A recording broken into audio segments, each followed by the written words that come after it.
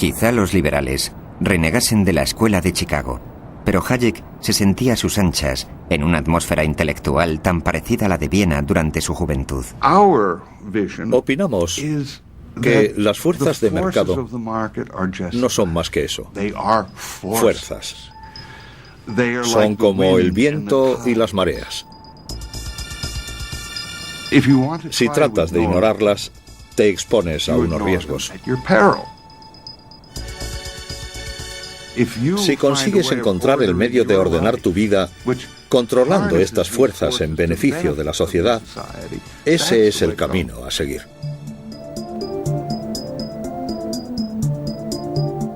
Pero Keynes aún reinaba en Washington. 19 años después de su muerte, su rostro aparecía en la portada de la revista Time.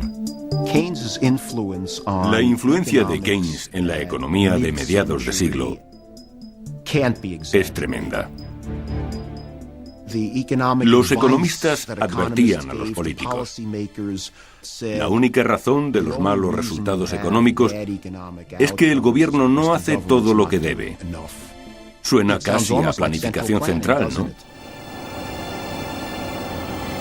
Los seguidores de Keynes en Washington no consideraban a la economía una fuerza de la naturaleza, sino una sofisticada máquina que precisaba el ajuste de tecnócratas como ellos mismos. Este consenso keynesianista alcanzó su apoteosis cuando Yale concedió un título honoris causa al presidente que acumuló un mayor número de licenciaturas de las más prestigiosas universidades norteamericanas, John Fitzgerald Kennedy. It might be said now that I have the best of both worlds, a Harvard education and a Yale degree. Para Kennedy, Keynes se había impuesto en la controversia. La batalla ideológica había finalizado. Is not some grand warfare of rival ideologies which will sweep the country with passion, but the practical management of a modern economy. What we need is not labels and cliches, but more basic discussion of the sophisticated and technical questions involved in keeping a great economic machinery moving ahead. El Consejo de Asesores Económicos de Kennedy había redactado su discurso en términos keynesianos. Pensamos que fue una gran idea que Kennedy decidiese pronunciar aquella alocución en Yale y que hablase de política económica.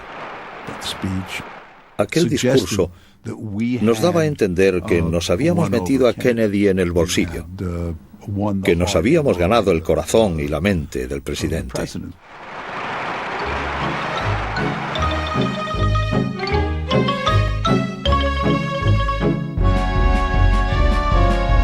Durante la era que se dio en llamar los 30 años gloriosos, la economía keynesiana había ido cumpliendo con lo prometido.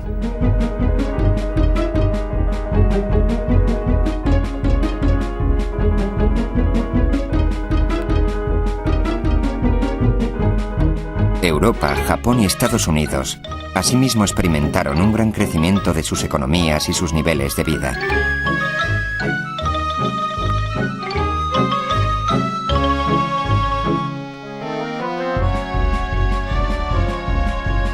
La gente disfrutaba de una prosperidad inimaginable en la posguerra mundial.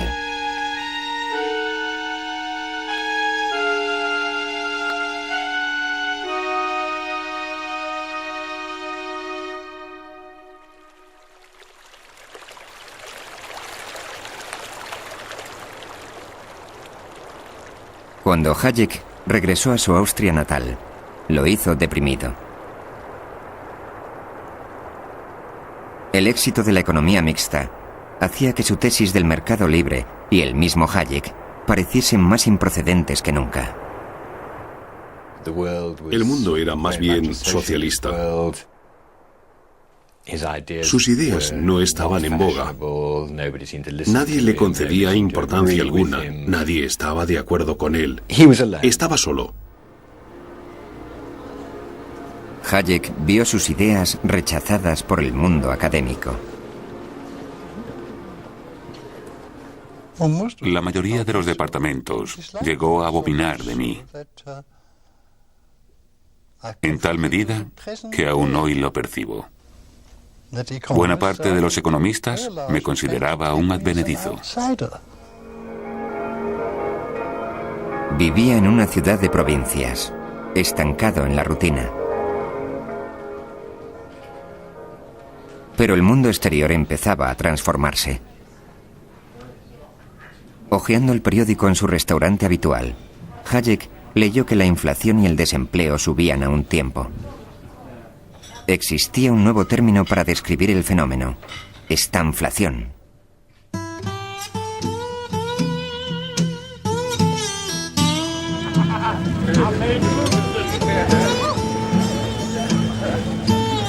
Tras los 30 años gloriosos de crecimiento, la economía estadounidense experimentaba problemas. En resumen, la economía, de algún modo, no conducía a nada y padecía una inflación de la que no tenía visos de sanar. Se podría decir que es el malestar de la economía. La estanflación significó el fin de la inocencia keynesiana. Se producían dos fenómenos cuya simultaneidad los keynesianos consideraban imposible. Se daba por un lado un estancamiento de la economía con una alta tasa de paro y por otro una inflación con un veloz aumento de los precios. El presidente Nixon hizo realidad los sueños de los economistas de la Escuela de Chicago. Milton Friedman fue nombrado asesor especial y a George Shultz se le encomendó el presupuesto de la nación. Going back to your comment about the wholesale price index a moment ago, one of the big areas where prices were going up at wholesale very rapidly was lumber and other materials associated with home building. Pero el presidente no prestaba atención. Trató de salir del atolladero incrementando el gasto público. Para más, Henry añadió: ahora soy keynesiano. Esta declaración horrorizó a sus seguidores conservadores.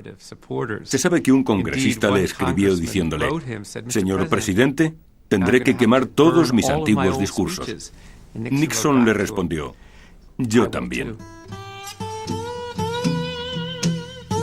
Nixon consideraba que aún no había hecho cuanto estaba en su mano, de modo que se llevó a sus asesores económicos más destacados a Camp David para pasar un fin de semana de trabajo.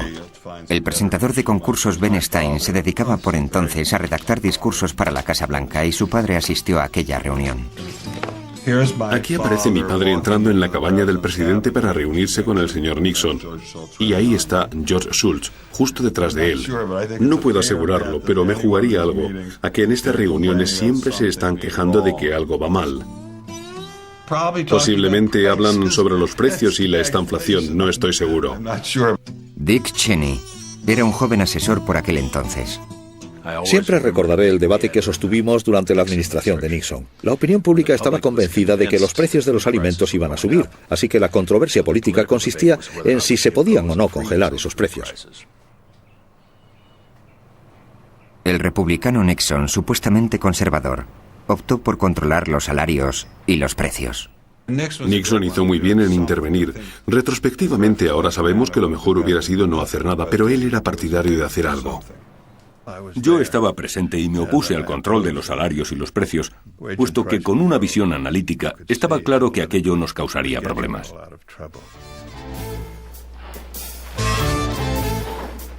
Time has come for a new economic policy for the United States. Its targets are unemployment, inflation. En un momento dado, el presidente Nixon alzó la voz y citó a Nikita Khrushchev. Declaró: «Khrushchev me dijo una vez que en ocasiones para ser estadista hay que ser político durante un tiempo». Su problema era que estaba dispuesto a sacrificar sus principios alegremente para obtener ventajas políticas.